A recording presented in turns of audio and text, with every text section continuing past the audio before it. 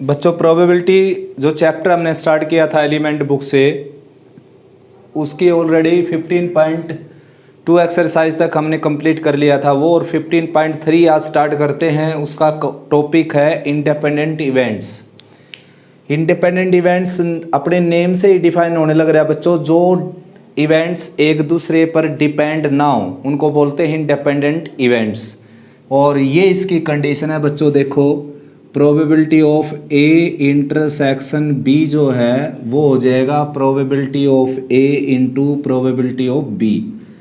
ऐसा क्यों है देखो, आप जानते हो मल्टीप्लिकेटिव लॉ ऑफ प्रोबेबिलिटी में आपने पढ़ा था, ये probability of A intersection B जो है वो होगा probability of A and probability of B when A is already occurred. ठीक है ना। अब क्या है कि बच्चों देखो ये फार्मूला आप पढ़ चुके, अब इस फार्मूले में आगे काम करते हैं हम। जैसे कि मेरे पास एक थैला है, उस थैले में रेड बॉल है मेरे पास 5 और ब्लैक बॉल है मेरे पास 7। ठीक है ना, टोटल हो जाएंगी 12। अब जैसे रेड बॉल की प्रोबेबिलिटी, रेड बॉल के इवेंट को मैंने ए लेट कर लिया, तो अगर इस थैले से मैं एक बॉल निकालता हूँ, एक बॉल इस थैले से, तो उसके रेड होने के चांस कितने आ जाएंगे 5/12 रेड के चांस बच्चों। ठीक है ना। इस थैले से अगर मैं एक बॉल निकालता हूँ तो ब्लैक के चांस कितने आ जाएंगे, ब्लैक के चांस आ जाएंगे 7/12। ये ब्लैक के चांस आ जाएंगे, है ना, बिल्कुल सिंपल। तो ब्लैक की प्रोबेबिलिटी को PB लिखेंगे और रेड की प्रोबेबिलिटी को PA।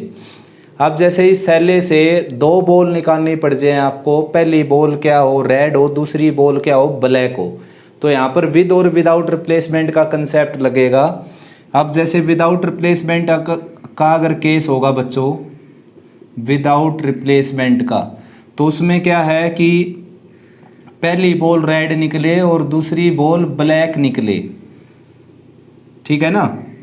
When red is also occurred, तो प्रोबेबिलिटी ऑफ ए तो क्या हो जाएगा देखो 5/12 हो जाएगा, रेड के आने के चांस वही रहेंगे 5/12। अब ब्लैक के चांस 7/12 की बजाय 7/11 हो जाएंगे देखो। इसलिए मैंने इसको PB ना लिख कर क्या लिखा, PB/A, यानी कि probability of B when A is already occurred. ठीक है। देखो बच्चों हमने बात की थी कि एक बैग है आपके पास, उसमें से एक बॉल निकालनी है और वो रेड कलर की बॉल निकले, उसकी प्रोबेबिलिटी निकाली है, तो उसका आंसर हो जाएगा 5/12। फिर इसी बैग से, यानी कि या तो ये इवेंट करवाया मैंने आपसे कि इसमें से एक बॉल निकालो रेड की प्रोबेबिलिटी आए, ऐसा आंसर निकालो, तो 5/12 एक बॉल निकाल कर।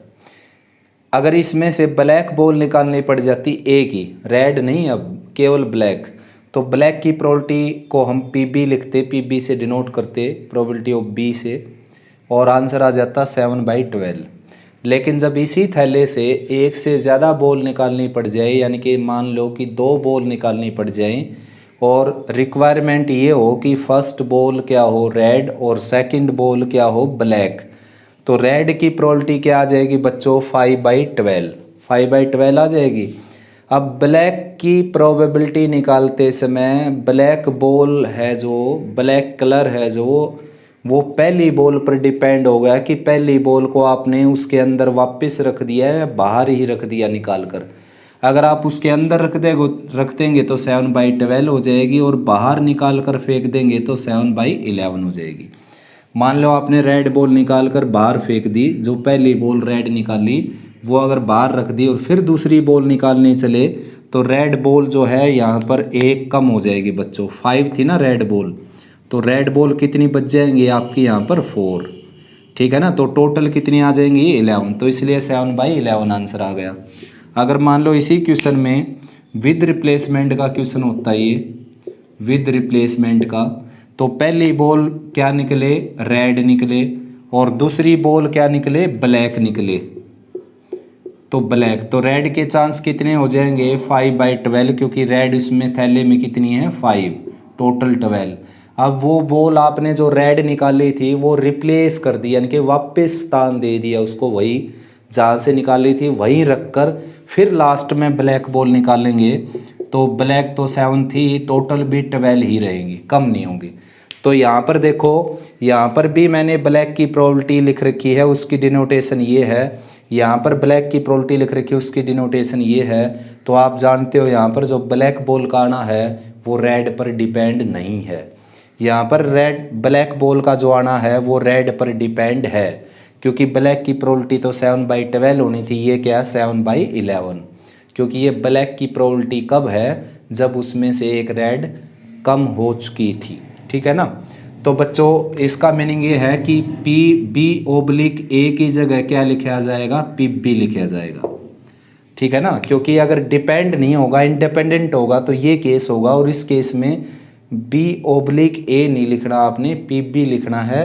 तो इसी तरीके से मैंने यहाँ पर PB/A की जगह क्या लिख दिया, PB। तो ये फार्मूला प्रूव हो गया बच्चों। अगर A और B इंडिपेंडेंट इवेंट्स होंगे तो probability of A intersection B always क्या हो जाएगा, PA × PB के इक्वल। आया समझ में। अब इसका कन्वर्स भी कर लेते हैं हम। तो बच्चों अभी जो हमने प्रूव किया वो ये प्रूव किया कि कुल मिलाकर इसको लेकर चले हम, और हमने प्रूव किया probability of A intersection B जो है वो PA × PB के इक्वल है। ठीक है ना, कुल मिलाकर हमने ये प्रूव किया है। या फिर ये कह लीजिए कि A/B लेकर चले हम और PA के इक्वल, यानी कि A/B को PA के इक्वल लेकर चले और ये प्रूव किया। अब इसका कन्वर्स करते हैं, देखो ये लेकर चलते हैं बच्चों, ये वाला। ठीक है ना। अब इसको प्रूव करते हैं हम। अब प्रूव करते हैं बच्चों A/B जो है वो PA के इक्वल। ठीक है ना। अब देखो probability of A intersection B की जगह वैसे हम क्या लिखेंगे, PB × PA/B, B/A, या फिर आप लिख सकते हो PA × PB/A, इस तरीके से लिख सकते हो। ठीक है ना, इसमें PB इक्वल हो जाएगा। और राइट में क्या है, ये आप मल्टीप्लिकेटिव लॉ ऑफ प्रोबेबिलिटी में पढ़ चुके हैं ऐसा। तो ये है PA × PB, तो PA से PA कैंसिल हो जाएगा, तो PB जो है वो प्रोबेबिलिटी ऑफ, यानी कि B/A जो है वो PB के इक्वल हो जाएगा। यानी कि इंडिपेंडेंट इवेंट्स में ऐसा ही होगा बच्चों, प्रोबेबिलिटी ऑफ B/A लिखने की बजाय आपने क्या लिखना है, PB। और ठीक ऐसे इसको मैं अगर ऐसे लिखता PB & PA/B, तो फिर क्या कैंसिल हो जाता, देखो ऐसा अगर मैं करता तो PB से PB कैंसिल हो जाता, देखो PB से PB कैंसिल हो जाता, और प्रोबेबिलिटी ऑफ A/B आपका PA के इक्वल आ जाता, क्योंकि ये दोनों क्या, ये क्या है, दोनों इंडिपेंडेंट इवेंट्स। ठीक है ना। देखो बेटा नेक्स्ट टॉपिक है if A and B are independent events, यानी कि अगर A और B इंडिपेंडेंट इवेंट्स गिवन है, आपको दिया गया है कि A और B दोनों इंडिपेंडेंट इवेंट्स हैं, तो भाई ये जो पेयर मैं लिखने लग रहा हूँ ये भी आपस में क्या हो जाएंगे, independent. Not A and not B, not A and not B are also independent. ठीक है ना। उसके बाद ये फर्स्ट है, सेकंड है not A and B are also independent.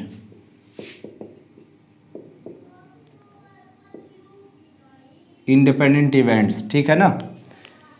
उसके बाद थर्ड पार्ट है A and not B are also independent.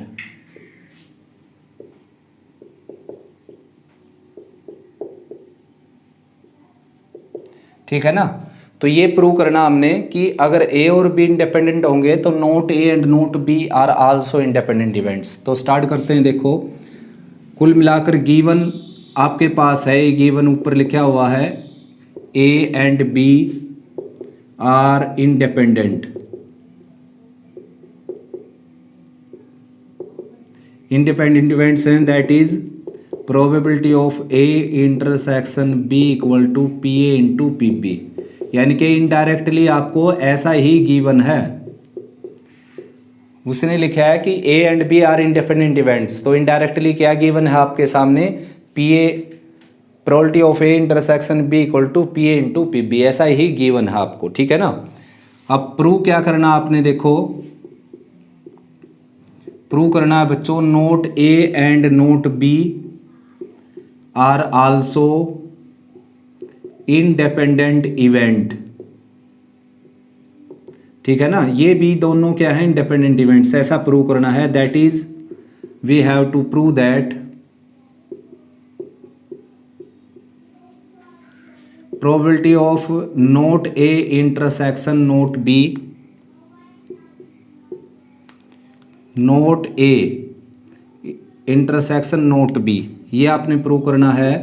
Probability of not A into probability of not B, क्योंकि कोई भी दो इवेंट अगर इंडिपेंडेंट है तो वो इस कंडीशन को फॉलो करते हैं बच्चों, ठीक है ना। आया समझ में, तो ये प्रूव करना हमने, तो इसको लेकर चलते हैं हम, देखो प्रूफ में इसको लेकर चलते हैं बच्चों। तो देखो इसकी लेफ्ट साइड लेकर चलते हैं, probability of A not A intersection not B, ये लेकर चलते हैं हम। नोट ए का मीनिंग जानते हो आप, कॉम्प्लीमेंट। तो डी मॉर्गन्स लॉ जो आपने पढ़ा था +1 क्लास में, देखो वो ये था not A intersection not B, और वो ये होता था इक्वल किसके, number of A union B पूरे का कॉम्प्लीमेंट, इसके इक्वल होता था ये, ठीक है ना। अब नंबर ऑफ एस से इसको डिवाइड कर दूं तो ये कन्वर्ट हो जाएगा पी में, प्रोबेबिलिटी में। तो इसका मतलब इसकी जगह मैं ये टर्म लिख सकता हूँ अब, probability of A union B पूरे का कॉम्प्लीमेंट। सिंपल था डी मॉर्गन्स लॉ, देखो अगर इंटरसेक्शन है तो यूनियन आ जाता है यहाँ पर यूनियन है तो यहाँ पर इंटरसेक्शन आ जाता है, बिल्कुल सिंपल है। अब देखो सेट में ही हमने पढ़ा था कि नंबर ऑफ नोट ए जो है वो number of universal minus number of A के इक्वल होता है, ठीक है ना। अब इसको अगर मैं नंबर ऑफ एस से डिवाइड कर दूँ तो प्रोबेबिलिटी बन जाएगा, देखो ये नंबर ऑफ यू का मीनिंग है यहाँ पर इस प्रोबेबिलिटी में नंबर ऑफ एस, तो नंबर ऑफ एस से इसको मैं डिवाइड कर दूँ, नंबर ऑफ एस से इसको डिवाइड कर दिया मैंने नंबर ऑफ एस से, देखो क्या बन गया ये बन गया प्रोबेबिलिटी ऑफ नोट ए, और ये बन गया कैंसिल होकर 1 और प्रोबेबिलिटी ऑफ ए, यानी कि ये प्रोबेबिलिटी का एक नया फार्मूला बन गया, सेट वाले फार्मूले से ही बना बच्चों ये, अभी मैंने दिखाया आपको। तो नोट किसी के ऊपर भी लगा हो तो उसको अगर 1 में से माइनस कर दोगे उसकी प्रोबेबिलिटी को तो वो नोट हट जाएगा, सिंपल सी बात है। ये हम प्रोबेबिलिटी में पढ़ बीच के कॉम्प्लीमेंट जब मैंने आपको करवाया था इवेंट, उसमें बताया था आपको ये। तो अब इसको क्या करेंगे हम, 1 minus probability of A union B लिख सकते हैं, इसका कॉम्प्लीमेंट हटा दिया देखो मैंने 1 में से माइनस करके, ठीक है ना।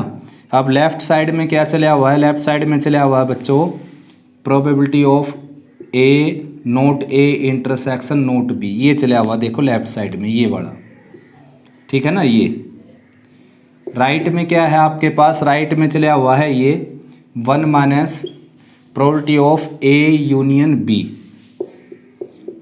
ए यूनियन बी। अब ए यूनियन बी को एक्सपेंड कर देता हूँ मैं, तो probability of A union B आ जाएगा probability of A plus probability of B minus probability of A intersection B, ठीक है ना। अब probability of A intersection B की जगह इस इक्वेशन का यूज़ कर सकते हो आप, फर्स्ट इक्वेशन का P A into P B लिख सकते हो इसकी जगह आप। अब ये हो जाएगा देखो राइट साइड में हो गया 1 माइनस पी ए, माइनस का साइन अंदर जाएगा, ये 1 माइनस पी ए हो गया, उसके बाद माइनस पी बी हो गया, ये माइनस पी बी, और ये माइनस माइनस प्लस हो गया, और इसको लिखेंगे हम P A into P B, और रेफरेंस डालेंगे यहाँ पर फार्मूले फर्स्ट का, फार्मूला फर्स्ट यूज़ किया हमने यहाँ पर। अब देखो इन दोनों टर्म्स में से ये जो ब्लू कलर की टर्म है इनमें से पी बी कॉमन आ जाएगा बच्चों, तो ये as it is 1 minus P A, और इनमें से पी बी अगर मैं कॉमन निकाल लेता हूँ, ब्लू टर्म ये जो पी बी कॉमन निकाल दिया माइनस के साथ, तो अंदर क्या बच जाएगा, देखो अंदर बच जाएगा 1 माइनस पी ए, ठीक है ना। तो 1 माइनस पी ए अंदर बच जाएगा। अब पूरी टर्म आपके पास दो लगा लेते हैं, एक टर्म ये है जैसे और एक टर्म ये है, तो इस पूरी में से 1 माइनस पी ए कॉमन आ गया बच्चों। तो 1 माइनस पी ए इसमें से अगर मैं कॉमन निकालता हूँ तो यहाँ पर बच जाएगा 1, यहाँ पर माइनस पी बी, यानी कि 1 माइनस पी बी। और 1 माइनस पी ए क्या होता है, देखो नोट ए होता है 1 माइनस पी ए। 1 माइनस पी ए होता है नोट प्रोबेबिलिटी ऑफ नोट ए, और ठीक ऐसे ये क्या होता है प्रोबेबिलिटी ऑफ नोट बी। तो बस ये इक्वल प्रूव कर दिया हमने। लेफ्ट में चला हुआ था probability of not A intersection not B, ठीक है ना। तो सेकंड करते हैं स्टार्ट बच्चों। Not A and B are also independent events. ये हमने प्रूव करना आपकी बार कि नोट ए और बी भी क्या होंगे, इंडिपेंडेंट इवेंट्स होंगे, ठीक है ना। तो यानी कि ए और बी इंडिपेंडेंट है तो ऐसा गिवन है, और ये आपने प्रूव करना है कि not A and not B are also independent. तो that is we have to show that probability of not A intersection B, not A intersection B is equal to P of not A and P of B. ये prove करना है बच्चों हमने, ठीक है ना, ये प्रूव करना है। आया समझ में। इसको मैं यहाँ पर ये नोट का साइन लगा देता हूँ, देखो डिनोटेशन ये नोट की, ये प्रूव करना है। तो स्टार्ट करते, बिल्कुल आसान है देखो, ठीक है ना। तो ये साइड इसकी लेकर चलते हैं हम, probability of not A intersection not A intersection B, ये लेकर चलते हैं। अब आप ये जानते हो बच्चों ये होता किसके इक्वल है, ये होता है, मैं आपको वेन डायग्राम में दिखा देता हूँ ये बात। देखो वेन डायग्राम आपने कर रखा है सेट चैप्टर में। तो ये जैसे आपका इवेंट ए है देखो, और ये बी है, अगर ये ए और ये बी, तो नोट ए कौन सा हो जाएगा बच्चों, देखो नोट ए हो जाएगा ये ग्रीन वाला। ये ग्रीन वाला जो है वो नोट ए कहलाएगा, नोट ए। ये सारा जो ग्रीन से डिनोटेड है ये सारा है नोट ए, ठीक है ना, नोट ए। अब इसमें हमने किसका ये नोट ए हो गया, इसमें इंटरसेक्शन लेना बी का। तो बी कौन सा है, बी है आपका ये रेड कलर के डॉटेड वाला सारा रीजन, रेड कलर में जो डॉट लगाए हैं मैंने, ये है बी। अब रिजल्ट क्या है अपना, रिजल्ट ये है, पहले तो रिक्वायरमेंट क्या है, रिक्वायरमेंट है नोट ए जो ग्रीन था इंटरसेक्शन बी, और बी जो कि रेड था। तो दोनों का कॉमन क्या हो गया, जिसमें रेड कलर भी हो और ग्रीन भी हो, तो ये सारा का सारा हो गया, ठीक है ना। ये सारा कौन सा सारा, ये वाला देखो, ये हट जाएगा, ये हट जाएगा यहाँ से, और ये बाहर वाला पोर्शन हट जाएगा यहाँ से। मैंने कौन सा इरेज नहीं किया, जिसमें दोनों कलर चले हुए हैं। तो दोनों कलर आप देख सकते हो किस में चले हुए हैं, देखो ये बी था, तो ये चले हुए हैं ओनली बी में। तो इसको आप लिख सकते हो probability of B minus, only B है तो ए इंटरसेक्शन बी माइनस करना पड़ेगा, probability of A intersection B. तो ये जो है फार्मूला ये इसके इक्वल होता है बच्चों, ठीक है ना।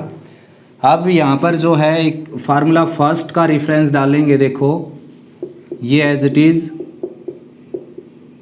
और P B as it is, और minus probability of A intersection B की जगह क्या लिखेंगे, P A into P B, ऐसा लिखेंगे, ठीक है ना। अब इसमें से क्या है, पी बी कॉमन निकालेंगे बच्चों, पी बी। तो ये as it is probability of not A intersection B. तो इसमें से अगर पी बी कॉमन निकालेंगे तो यहाँ पर 1 माइनस पी ए आ जाएगा, ठीक है ना। पी बी कॉमन निकाल दिया मैंने इसमें से, तो 1 माइनस पी ए आ गया। अब 1 माइनस पी ए की जगह क्या लिख सकता हूँ मैं, नोट ए।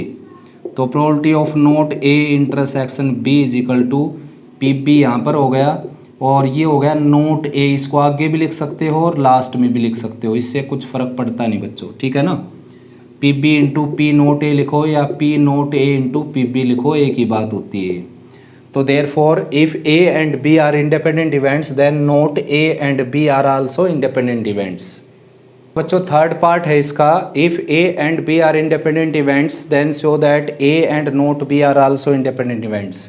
ये गिवन है, ये हमने प्रूव करना है, यानी कि इसको प्रूव करने के लिए ज़रूरत है इसको प्रूव करने की। कोई भी दो इवेंट अगर इंडिपेंडेंट प्रूव करने हैं आपने तो उन दोनों का इंटरसेक्शन उनके प्रोडक्ट के प्रोबेबिलिटी के इक्वल प्रूव करना है। तो इसकी लेफ्ट साइड लेकर चल पड़ते हैं हम, probability of A intersection not B. तो अभी मैंने फार्मूला बताया था आपको जिसमें कॉम्प्लीमेंट लगा हुआ था ए के ऊपर, तो उसमें मैंने देखो ए के ऊपर कॉम्प्लीमेंट लगा हुआ था तो वो मैंने बताया था आपको P B minus P A intersection B, या बी इंटरसेक्शन ए लिख लो इसको, यानी कि जिसके ऊपर कॉम्प्लीमेंट नहीं है वही लिखना आपने, उसी में से दोनों का कॉमन माइनस होता है। नोट ए आ गया तो मतलब ए नहीं है, और ए का कौन सा पोर्शन बी में होता है, दोनों का कॉमन वाला, तो दोनों का कॉमन माइनस हो गया। अब यहाँ पर कौन है, बी नहीं है, तो ए में कौन सा बी नहीं है, दोनों के कॉमन वाला, तो पी ए में से क्या माइनस हो जाएगा, probability of A intersection B. अब probability of A intersection B को एक्सपेंड कर सकते हो आप, देखो इसकी ये साइड एज इट इज़ रहेगी यहाँ पर, और P A as it is, और यहाँ पर फार्मूला फर्स्ट का रेफरेंस डालेंगे P A into P B. अब इसमें से हम पी ए कॉमन निकाल लेंगे, देखो इसमें से अगर पी ए कॉमन निकाल लिया हमने तो 1 माइनस पी बी ये बच जाएगा, और 1 माइनस पी बी आप जानते हो क्या होता है, not B, probability of A into probability of not B, ये आ गया आपका। तो बच्चों तीनों के तीनों पार्ट्स प्रूव हो गए। अगर ए और बी इंडिपेंडेंट होंगे तो ये भी दोनों जो इवेंट्स हैं वो इंडिपेंडेंट होंगे, ये दोनों इवेंट्स भी इंडिपेंडेंट होंगे, ये दोनों इवेंट्स भी इंडिपेंडेंट होंगे, और इसका कन्वर्स भी ठीक ऐसे ही ट्रू है। अगर ये दोनों इंडिपेंडेंट हैं तो ये दोनों भी इंडिपेंडेंट हो जाएंगे, ये दोनों अगर इंडिपेंडेंट हैं तो ये दोनों भी इंडिपेंडेंट हो जाएंगे, ये दोनों अगर इंडिपेंडेंट हैं तो ये दोनों भी इंडिपेंडेंट हो जाएंगे। तो भाई फर्स्ट क्वेश्चन है ये, देखो इसका बच्चों इंडिपेंडेंट इवेंट्स का, तो पी ए की यानी कि ए की प्रोबेबिलिटी गिवन है, बी की प्रोबेबिलिटी गिवन है, उनके यूनियन की प्रोबेबिलिटी गिवन है। आपने प्रूव करना है कि A and B are independent events, ठीक है ना। तो उसके लिए probability of A intersection B की ज़रूरत पड़ेगी आपको, ये यूनियन की प्रोबेबिलिटी दे रखी है, इंटरसेक्शन की ज़रूरत पड़ेगी। तो एडिशन फार्मूला किस काम आएगा, जो हम सेट में एडिशन फार्मूला बोलते थे, number of A union B वाला, जो कि यहाँ पर probability of A in B आ जाएगा, P A plus P B और minus probability of A intersection B, ठीक है ना। तो वैल्यू रख देते हैं इसमें, देखो probability of A in B की जगह आ जाएगा 1/2 और पी ए की जगह आ जाएगा 1/4, ठीक है ना। यहाँ पर 1/4 आ गया, और पी बी की जगह क्या आ जाएगा 1/3 minus probability of A intersection B. तो probability of A intersection B left में ले आते हैं, इसकी वैल्यू रिक्वायर्ड है ना, और 1/4 प्लस 1/3 ऑलरेडी था, राइट में जाकर 1/2 माइनस का हो जाएगा, 12 एलसीएम आ जाएगा, ये आ जाएगा यहाँ पर 3, यहाँ पर 4 7, और यहाँ पर आ जाएगा 6, यानी कि 1/12 आ गया। Probability of A intersection B आ गया 1/12। अब P A into P B हमने चेक करना है, अगर वो 1/12 आ गया तो समझो इंडिपेंडेंट हो जाएंगे। तो पी ए क्या है 1/4 और पी बी क्या है 1/3, तो ये भी क्या आ गया बच्चों 1/12। Since probability of A intersection B equal to probability of A into probability of B, therefore A and B are independent events, independent events हो गई है। तो ये क्वेश्चन है बच्चों फर्स्ट का। सेकंड पार्ट इसमें चेक करना आपने कि इंडिपेंडेंट है या नहीं, उसमें प्रूव करना था कि इंडिपेंडेंट है, इसमें चेक करना है इंडिपेंडेंट है या नहीं। तो देखो भाई बच्चों, ये ज़रूरत है इसको निकालने की अभी, नोट ए और नोट बी। तो ये है बच्चों नोट ए, और का मतलब यूनियन, ठीक है ना, और नोट बी, इसकी प्रोबेबिलिटी दे रखी है आपको, नोट ए और नोट बी की प्रोबेबिलिटी दे रखी है, ठीक है ना।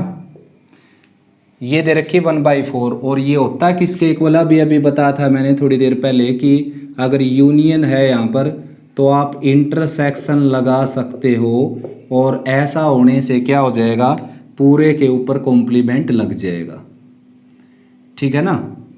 अगर यहाँ पर यूनियन लगकर अलग अलग के ऊपर कॉम्प्लीमेंट लगा हुआ है तो इंटरसेक्शन लगाकर पूरे के ऊपर कॉम्प्लीमेंट लगा सकते हो आप। ठीक ऐसे यहाँ पर अगर इंटरसेक्शन लगकर अलग अलग के ऊपर कॉम्प्लीमेंट लगा हुआ है तो ऊपर कॉम्प्लीमेंट सारे के ऊपर लगाकर बीच में यूनियन लगा सकते हो। ठीक है ना, डी मॉर्गन्स लॉ के नाम से प्रसिद्ध है ये। एन अगर इसके साथ लगा दिया जाए पी की जगह तो पी में कैसे कन्वर्ट हो गया, नंबर ऑफ एस से दोनों तरफ डिवाइड कर दिया उस फार्मूले को जो +1 क्लास में था, तो पी में कन्वर्ट हो गया ये। अब इससे आगे क्या है, इससे आगे मैंने बताया आपको अगर इसका किसी का भी कॉम्प्लीमेंट हटाना है आपने तो उसको 1 में से माइनस कर दो, अपने आप उसका कॉम्प्लीमेंट हट जाएगा। ये कॉम्प्लीमेंट हट गया देखो इसका, ठीक है ना, इसका कॉम्प्लीमेंट हट जाएगा यहाँ से। अब देखो अब यहाँ पर इसकी वैल्यू जो दे रखी थी वो 1/4 दे रखी थी, तो P इंटरसेक्शन B लेफ़्ट में आ जाएगा, वहाँ से ये लेफ़्ट में आ गया और राइट में 1 पहले से था, 1/4 राइट में जाकर माइनस का हो जाएगा और सब्ट्रैक्ट करेंगे 3/4 आ जाएगा। तो अब P इंटू PB का प्रोडक्ट करना हमने, जो कि 3/4 बिल्कुल नहीं आएगा, देखो दिखाई देने लग रहा। PA इंटू PB आपका आ गया, PA है 1/2 और PB है 7/12, तो 7/24 आ गया बच्चों ये। तो अब आपने लिखना है यहाँ पर since PA intersection B is not equal to PA into PB, therefore A and B are not independent events. ठीक है ना, नॉट इंडिपेंडेंट इवेंट, या फिर आप लिख सकते हो these are dependent event. Start करते हैं second question. When a die is thrown, if E is the event appearing number is a multiple of 3 and F is the event appearing number is a even number, then check whether E and F are independent or not। Independent है या नहीं ये check करना आपने। तो ठीक और ठीक केवल एक ही फार्मूला है probability of E intersection F वाला, केवल एक फार्मूला रहेगा बच्चों probability of E intersection F। अगर PE इंटू PF के इक्वल आ गया तो समझो इंडिपेंडेंट इवेंट हो जाएंगे बच्चों। उसका रीज़न ये है, देखो इसमें बार बार वही चीज़ रिपीट होती रहती है, जैसे कि आपने इस तरह के क्वेश्चन पहले किए थे कि भाई एक डाई को थ्रो करेंगे तो मल्टीपल 3 आने के चांस बताओ क्या होंगे। तो 3 के चांस क्या है, 3 और 6 इवेंट है, 3 के एलिमेंट है 3 के मल्टीपल, तो 2/6 हो गया। तो इसमें भी वही जो बातें हैं जो पहले आपने कर ली वो रिपीट होती रहती हैं, केवल एक बात और नई ऐड होकर उसमें, और सारी की सारी प्रीवियस एक्सरसाइज की सारी स्टोरी दोबारा से आ जाती है। ठीक है ना। तो अब E इवेंट ऐसा है जिसमें क्या है मल्टीपल ऑफ 3 है, तो E के एलिमेंट हो गए 3 और 6, और इसकी प्रोबेबिलिटी भी निकाल देता हूँ साथ साथ 2/6। उसके बाद F क्या है, F है जिसमें even नंबर आ जाए, तो even नंबर है बच्चों 2, 4, 6, इसी में से लेने आपने even, और इसी में से 3 के मल्टीपल लेने, 3 के मल्टीपल यानी कि 3 टेबल जिनको 3 डिवाइड कर पाए, 3 से जो डिवाइड हो जाए जैसे कि 3 और 6, और even आप जानते हो 2, 4, 6। तो ये अब इसकी प्रोबेबिलिटी अगर हम निकालें तो ये आ जाएगी 3/6। ठीक है ना। अब इन दोनों का जो कॉमन है वो भी निकालना हमने, E इंटरसेक्शन F, तो E इंटरसेक्शन F में क्या हो जाएगा, दोनों का कॉमन जो कि क्या है 6 है यहाँ पर, तो इसकी प्रोबेबिलिटी क्या आ जाएगी, probability of E intersection F ये आ जाएगी 1/6। अब अगर इन दोनों का प्रोडक्ट इसके इक्वल आ गया तो E and F are independent events, otherwise not. तो probability of E intersection F है यहाँ पर 1/6, और इन दोनों की प्रोबेबिलिटी है 2/6 एंड 3/6, 2/6 एंड 3/6। तो ये कैंसिल हो गया, 2 पर ये इससे कैंसिल हो गया, 1/6 equal to 1/6, therefore E and F are independent events, independent events, these are independent events।